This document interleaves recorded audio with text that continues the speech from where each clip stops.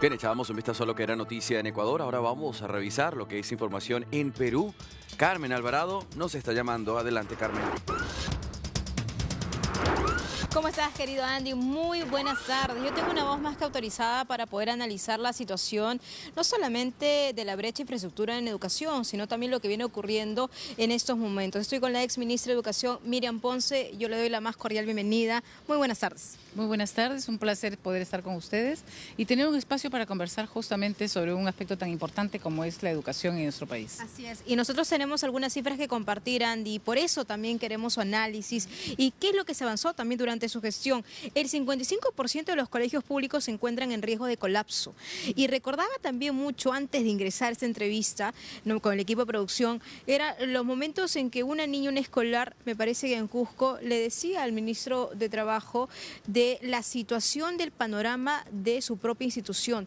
Prácticamente las paredes de mi colegio se están cayendo y esto se viene replicando en varios puntos del territorio nacional. Por favor, usted tiene cifras en concreto, usted conoce por dentro el Ministerio de Educación. ¿Qué podemos hacer?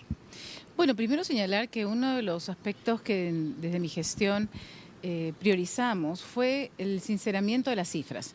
Yo creo que si nosotros como ciudadanos, como autoridades también, no solamente el gobierno, sino el Estado en su conjunto y por otro lado la ciudadanía, conoce las cifras y el Congreso, que es quien nos plantea las leyes, vamos a poder tener una visión más clara de por dónde empezamos a priorizar.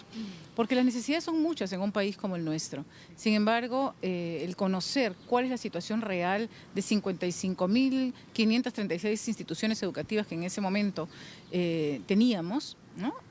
Nos hace ver que hay, digamos, situaciones distintas, ¿no?, en cada región. Nosotros tenemos tantas regiones y tan diversas que lo primero que se hizo fue priorizar, es decir, de todas estas instituciones educativas, ¿cuál es la situación real de cada una?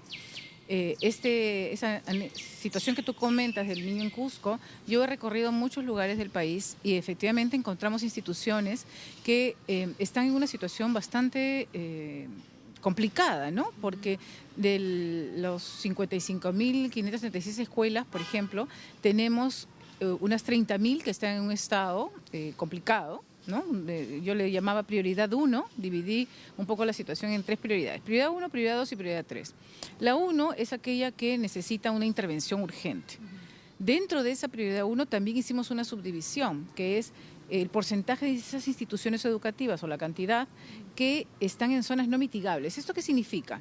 Que definitivamente si yo voy a invertir un dinero, tengo que buscar otro espacio, otro terreno para poder reconstruir la escuela, porque ahí donde está es una zona donde va a volver a caer el huaico, donde van a volver a caer las lluvias, donde van a haber cualquier situación que no permite y que técnicamente no debería construirse una escuela. Nos hace recordar, por favor, a nuestro auditorio de América Latina que nos está sintonizando de todos los rincones de la región, el periodo de su gestión, por favor, y esa prioridad 1, prioridad 2 que usted marcaba en ese entonces. Claro, las cifras habrán cambiado hasta ahora, me imagino yo, en algo.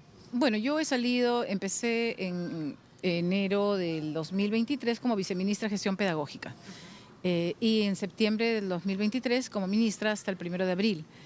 Por lo tanto, las cifras no han cambiado significativamente, la verdad.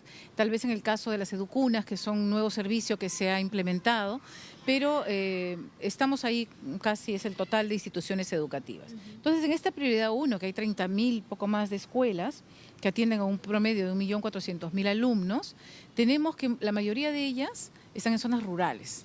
Y en estas zonas no mitigables también están en zonas rurales. Entonces, hay que comenzar a priorizar. Y esta información fue lo primero que hice, presentarla al Congreso, presentarla por supuesto al Ejecutivo, para poder determinar y tener claridad del panorama.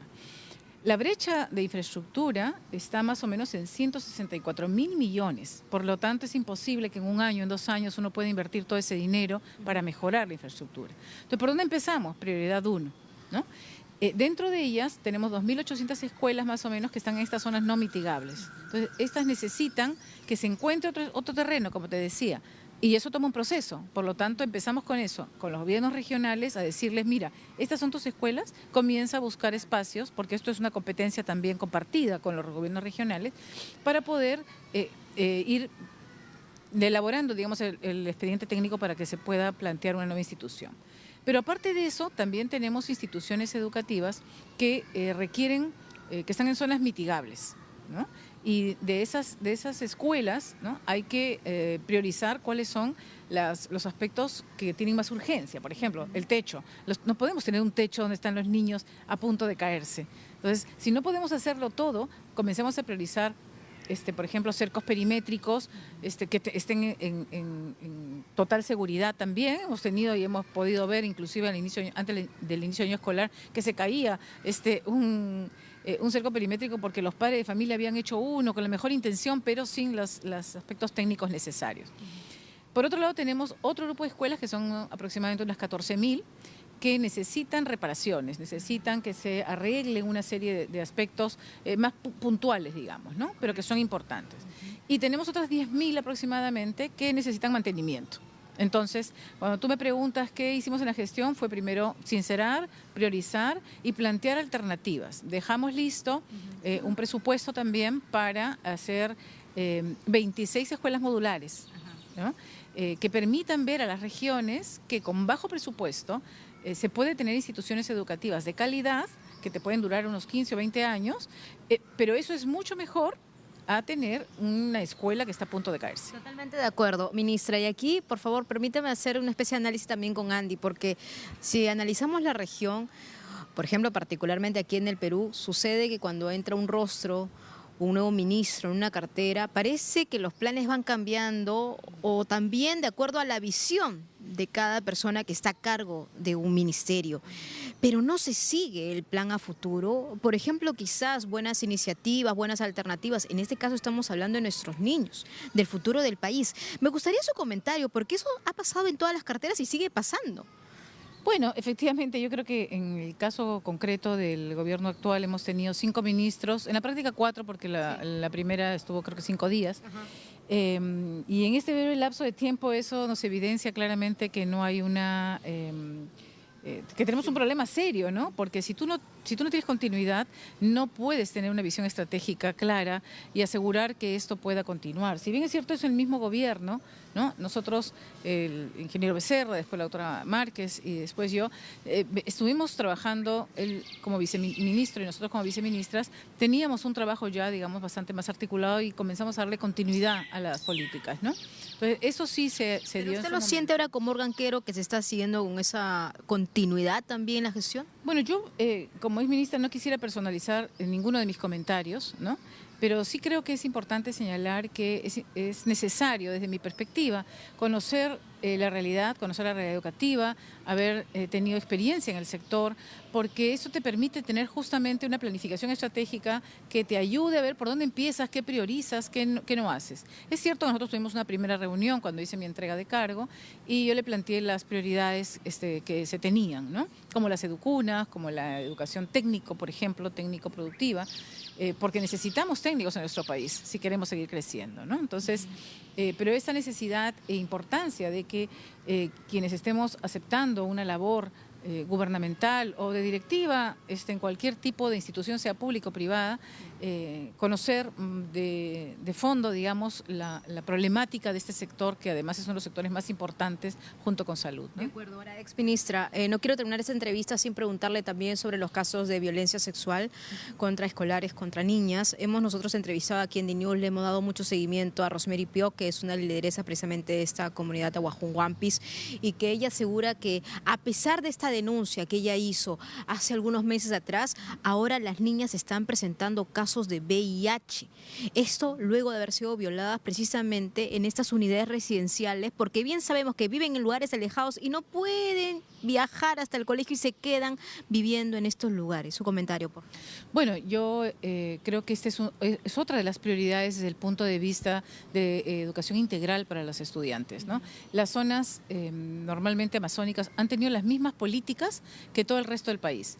Y yo estoy convencida y seguiré sosteniendo que necesitamos políticas que diferencien las realidades, porque nuestra Amazonía tiene una realidad totalmente distinta y requiere plantear, digamos, políticas que atiendan esas realidades para evitar este tipo de situaciones que lamentamos, pero lamentamos después de que ya pasaron. Y eso no soluciona el problema, ¿no? Entonces, mira, yo Convencida de que cuando uno va a plantear determinados servicios educativos, tiene que asegurar que se tiene las condiciones para poder hacerlas. Sin ir muy lejos, los colegios de alto rendimiento, y yo soy privilegiada porque con el ingeniero Becerra, cuando él era director de tecnologías y yo directora general de Básica Regular, creamos conjuntamente el Colegio Mayor, ¿no? Presidente del Perú en ese momento.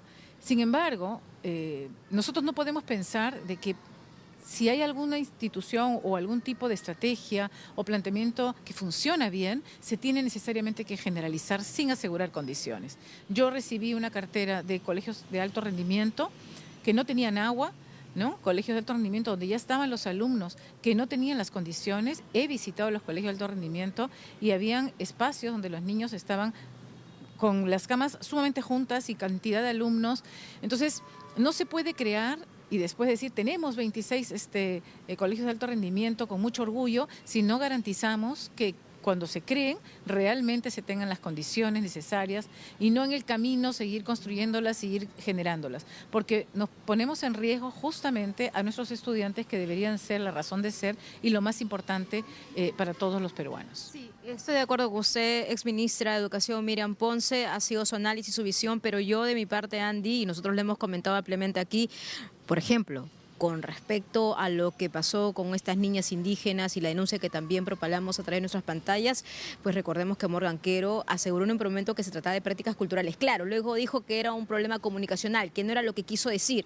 Y lo último también que mencionó el actual ministro de Educación, que no vale la pena repetir, pero lo cierto es que más allá de declaraciones, no se ven cuestiones palpables y eso es lo que se necesita también en todo nuestro territorio nacional. Agradezco, exministra, por su tiempo y por su claridad. Muy buenas tardes. Muchas gracias. Contigo, Andy, en estudios. Gracias, Carmen Alvarado. Todo muy claro, un panorama mucho más claro para nosotros desde este lado. Tengan ambas una buena tarde.